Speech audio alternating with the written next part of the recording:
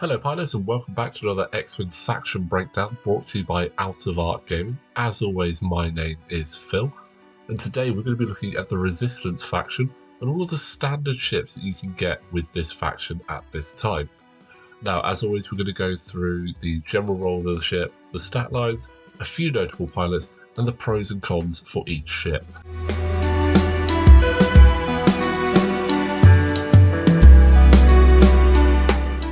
Now, when looking at the Resistance, there's only really one place to start, and that is the T-70 X-Wing, the badder and better version of the T-65 X-Wing that the Rebels get. Now, having a quick look at its stat line, it does have 3 red dice, 2 evades, 4 hull, and 3 shields. For an action bar, you're going to get focus, target lock, boost. With the integrated S-foils being closed, you'll also get the white barrel roll and the white focus to red barrel roll. So pretty good action bar stat line there. For a dial, you do get the 1 through 4 straights, with the 1 through 3 being blue. You get all of the banks, with the 2 and 1 being blue, the 2 and 3 hards, you get the 4K turn, and the 3 talon roll. So a pretty good stat line there for a pretty solid ship. Now, this ship is the workhorse of the Resistance. This ship can take a hit and dish out damage at will, and is ideally suited for all roles with a range of pilots available. Using the config card integrated S-foils, you gain a barrel roll and a focus to red barrel, as previously mentioned, at the expense of an attack dice. With the extra maneuverability, you should be able to line up the bullseye to get that attack dice back. This ship is quite tanky, allowing you to joust most small base ships, as well as having a great dial, allowing you to get in quickly and behind the enemy. The chassis can be flown in a close-knit squadron with several pilots providing boosts to their teammates, or as an out-and-out ace ship. Looking at a couple of notable pilots with this, as there are so many to choose from. First is first, we want to look at Cara Kun, the I-4 Woman of Action. Her ability, while you boost, you may use the 1 hard template instead, so an inbuilt daredevil there, which I think is absolutely fantastic to increase the maneuverability of this ship. Going to make it even slipperier when it's coming up against your opponents. Absolutely fantastic ship there. Next notable pilot we want to have a look at, and he did feature quite heavily in Flight Academy Season 3, in fact going all the way to the top, we have Elo Asti, Born to Ill, the I-5 T-70. After you reveal a red talon roll maneuver, if you have 2 or fewer stress tokens, treat that maneuver as white. I mean, what more do I need to say on that? That is an incredible ability. The maneuverability and just the sheer number of places you can get using that is absolutely insane. And as we said, in Flight Academy, that was used to great effect by Gary. A fantastic pilot there. And when we're talking about the T-70 X-Wing, the final pilot we're going to look at, and we have to look at him, is Poe Dameron. We're aiming for the trigger-happy flyboy version, so I-6. With the ability, after you perform an action, you may spend 1 charge to perform a white action, treating it as red, giving it essentially the old push the limit ability there, which is absolutely fantastic, especially when you equip, say, a BB Astromech on here. The maneuverability, what you can do with this ship, the double modding, it's just so powerful. Fantastic pilot there, and obviously with the Black One title as well, it's going to make it even more fun. Now, pros and cons with this ship. It has a lot going for it with the sheer number of pilot options available to suit any Resistance player's style. A great dial to get into positions you want, and a health to take a few hits whilst engaging the enemy. Also, the inbuilt weapon hardpoint allowing you to pick a cannon, torpedo or missile does create even more flexibility with this actual chassis. Now, downsides, only 2 evades can feel a bit rough when you have a ship with this much power, and not having access to the evade action can be quite tricky. Additionally, whilst we see it as a positive, the amount of options you have can make it a bit daunting to pick the right one for you. But all in all, this is a staple of the faction and will feature in the vast majority of resistance lists that you will play or you'll even come up against.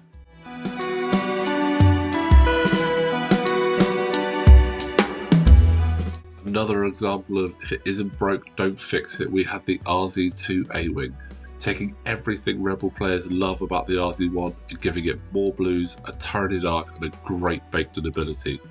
This ship is primarily used to flank cases or large base ships that will struggle to turn around to engage it.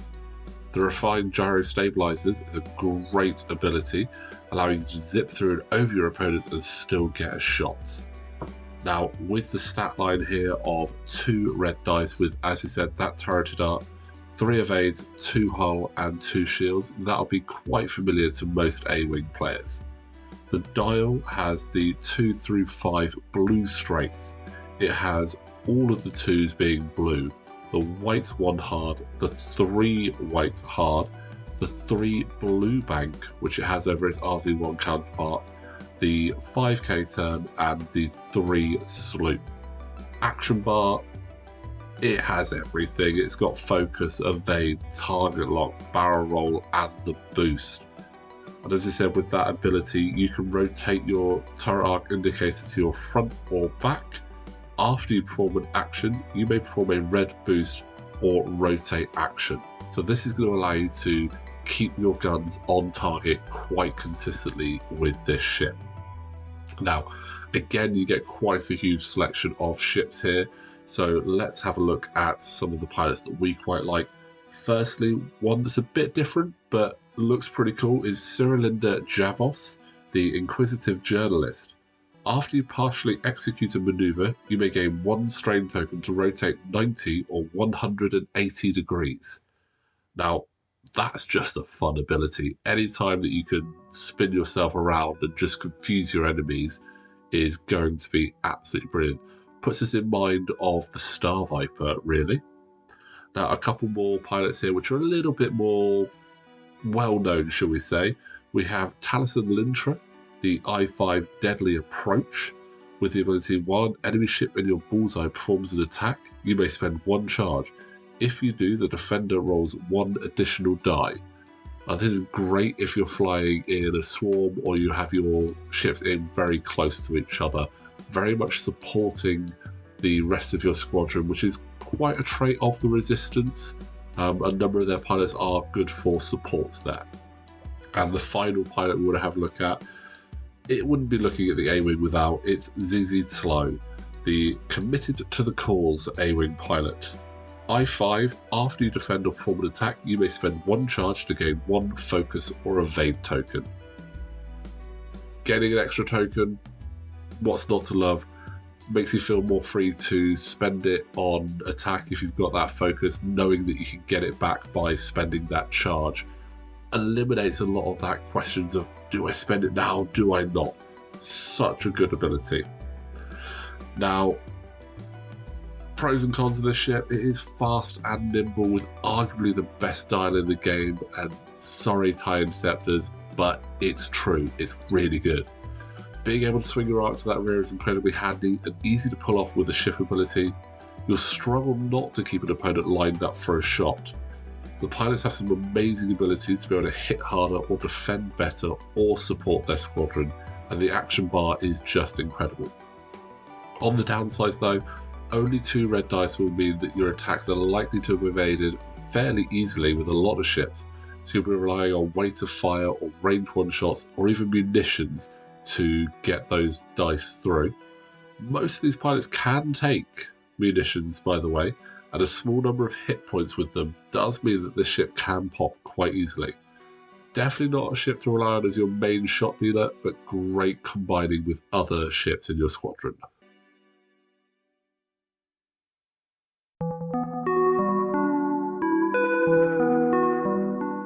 Now for an interesting addition to the Resistance faction, we have the Fireball. This is a tough ship to nail down in more ways than one. It can be incredibly fast, meaning you can go in for quick objective catches or to attempt to flank your opponent, but it starts with one less hull than printed, and you have to be cautious of that assigned damage card. The title does allow you to make a ship trait critical, so you can plan in advance. But let's have a quick look at its stat lines. So, the Fireball has 2 attacks, 2 evade, 6 hull, of which you're going to lose 1 straight away for the ability, no shields.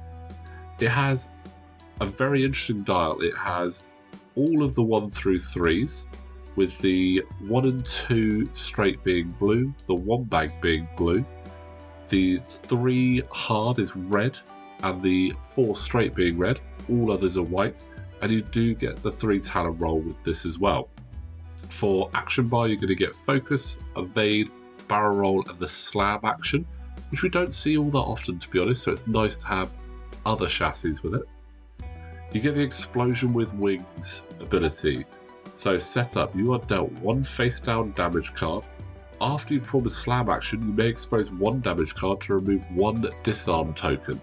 So this is where having that card already on there is going to make it a little bit tricky, but it can allow you to get that shot off. Now, looking at notable pilots, there's only 2 that you're really going to talk about, but where there's not so many, I'm only going to look at one, which is Jarek Yeager. Too old for this. His ability, while you have 2 or fewer stress tokens, if you are damaged, you can execute red basic maneuvers even while stressed. If you are critically damaged, you can execute red advanced maneuvers even while stressed. Now, you're already going to be damaged to start with, so that's red maneuvers even when stressed. So that is pretty cool, being able to pull off the 4 straight multiple times. And if you have revealed that crit, you can double talon roll if you want, or do something crazy. So that's quite a nice ability.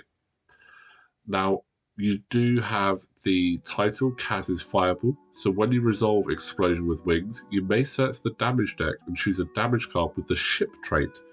You are dealt that card instead. Then shuffle the damage deck. You can perform actions on damage cards even while ionized. So you are going to know what card you've got in there when you trigger the crit, so you can actually pre-plan and make that less debilitating than you would expect. Now, pros with this ship, it's fast and you get the slam action, so you can get across the board extremely quickly, and you can add a lot of variety of upgrades to the main 2 pilots.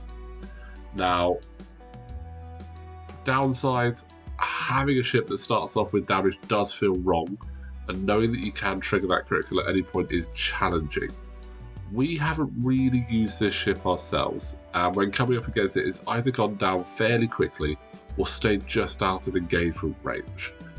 Still, really cool ship to see on the board, so definitely just have fun playing around with that. And if you find out the best way of flying it for you, drop a comment down below and let us know.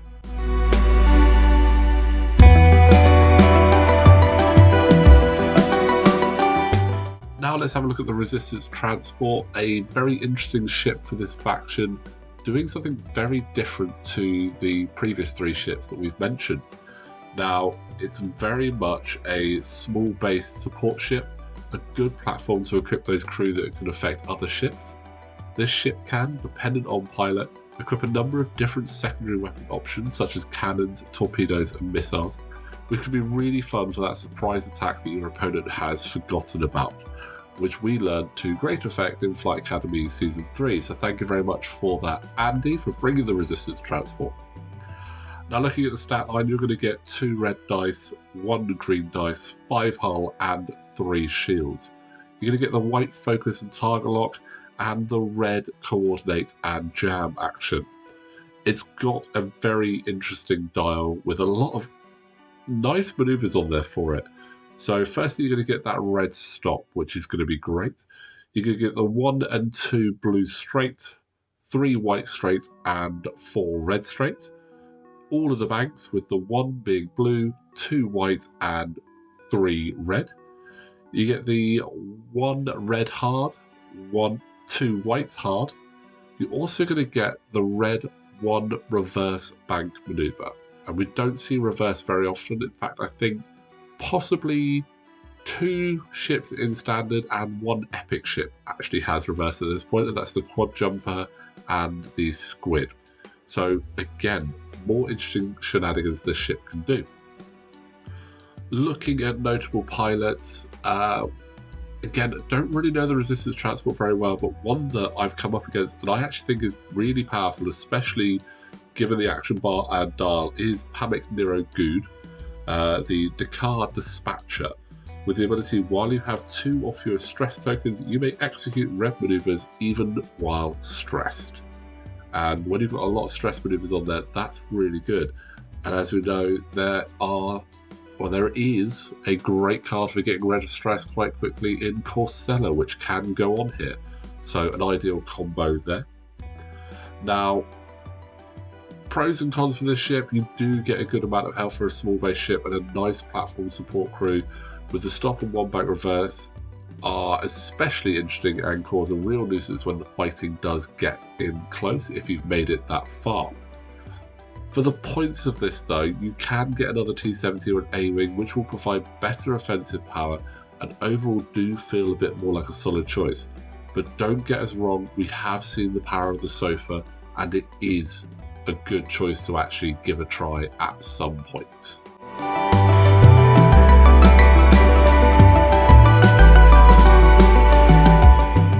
Now to look at the smallest ship in the Resistance faction, possibly one of the smallest ships actually in the game at this time. We have the Resistance Transport Pod.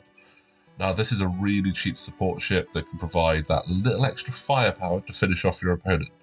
Generally you'll see this flying behind its squadron, trying to throw out jabs on the opponent, and it is a really good place to put C-3PO or even Hondo. With it being so small, it can sometimes be overlooked and is a great objective sniper as well. Having a quick look at its stat line, it does have 2 red dice, 2 green dice, 3 hull and 1 shield. You're going to get the white focus, red target lock, red barrel roll and red jam action. Although BB-8 does have the white calculate instead. For a dial, you get all of the 1s and all of the 2s, with the 1 and 2 straight and 1 bank being blue. Your 1 hard is red and the rest are white there. You get the 3 straight, which is white, and the 3 banks that are red, and the 4 straight and 3 K-turn as well, both being red. Now, this is quite a fun little ship and you can put quite a lot of upgrades on here, but let's have a quick look at one of our favourite pilots on here, which is Finn, the Big Deal. Now, his ability, while you defend or perform an attack, you may add 1 blank result, or you may gain 1 strain token to add 1 focus result instead. Now, that is an absolutely insane ability, especially when you couple that with Perceptive Co-Pilots. So you've got your 2 focuses there, you'll take a strain, you're getting 3 red dice at range 2 and 3 and 4 at range 1. So suddenly, what looks like quite a small ship with not a lot of firepower has the ability to hit really hard. And you still have a tech and 2 talent slots that you can add to that, as well as the modifications. So this ship can be adapted quite well and is actually going to be really quite effective on the board. Now, positives to this ship: if you have a spare 2 or 3 points, it can be a really fun little addition to the squadron. All of the pilots actually have some really good abilities that make them worthwhile taking for slightly different reasons, and its stat line is fairly impressive for such a small ship, and you'll find it packs more of a punch than you would expect. On the downside, with most of the actions being red and quite a lot of red on the dial, you're going to want to use some of the upgrade slots to help with this, to turn those white, such as targeting computer, possibly expert handling. But you do have quite a few options to help there. All in all, the Transport Pod is just a fun little ship to include, and we definitely encourage you to give it a go at some point.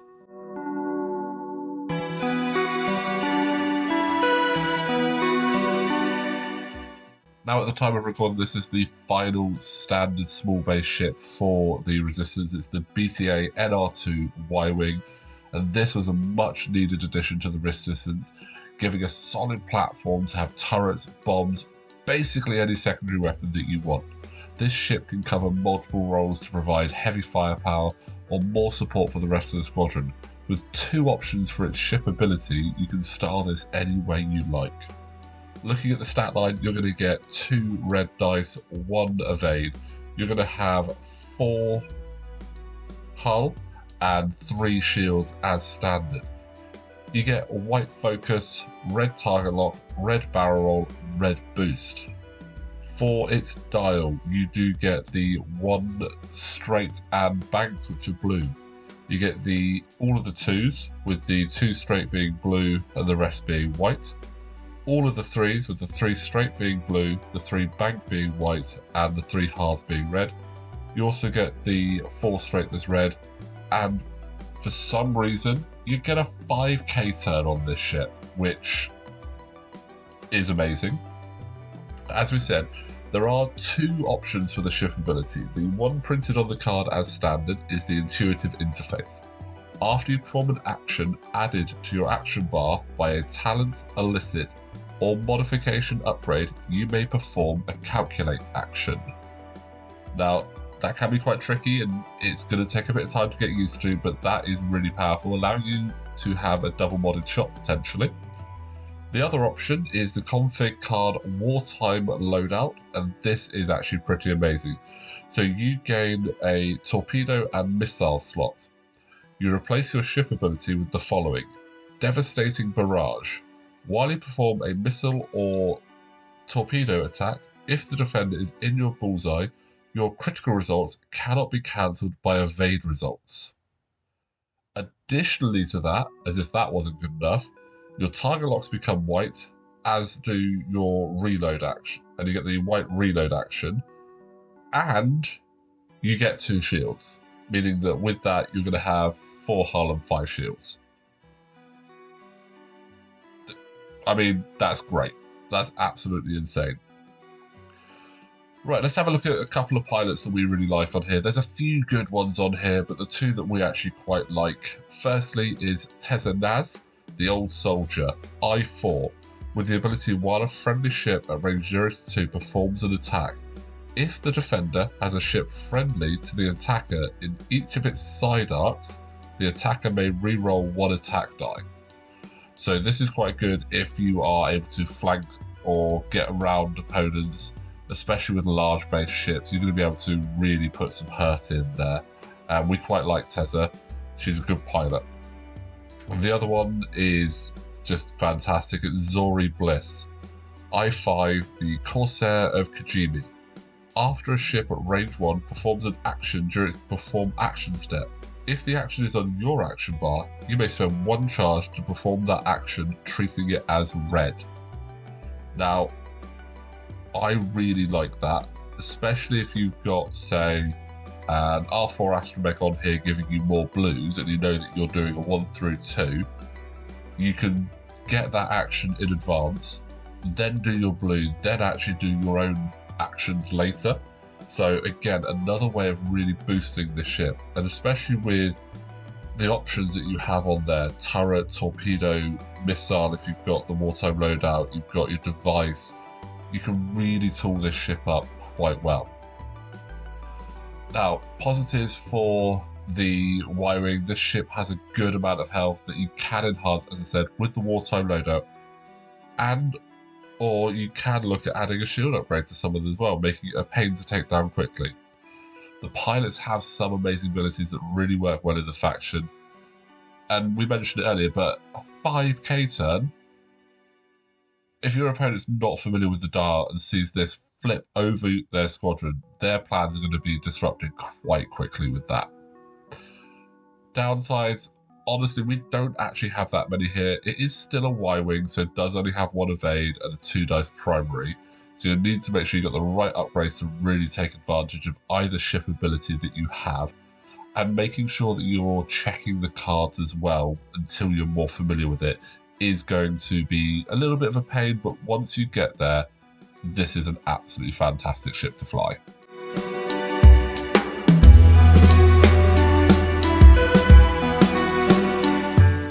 And finally, for the standard ships in the Resistance at this time, now I know there's not that many, but you do get so many pilots with them, so that should mitigate that.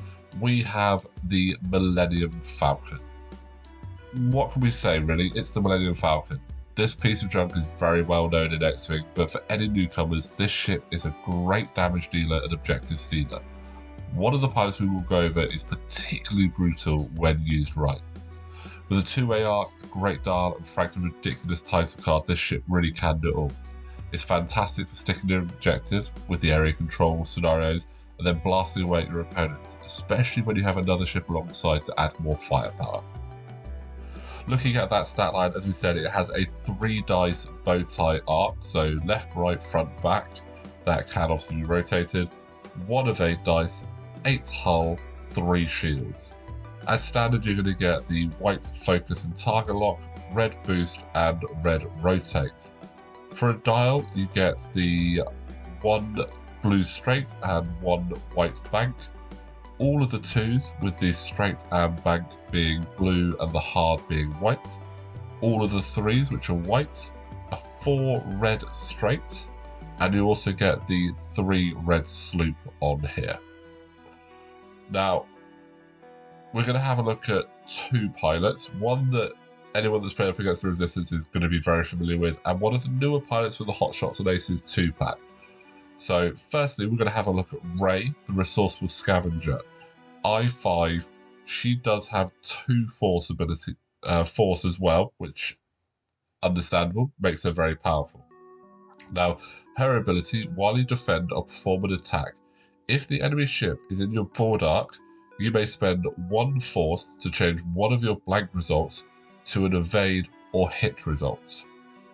Now, that ability in itself is really good. When you couple that up with Finn, who allows you to add a blank result, that is absolutely insane.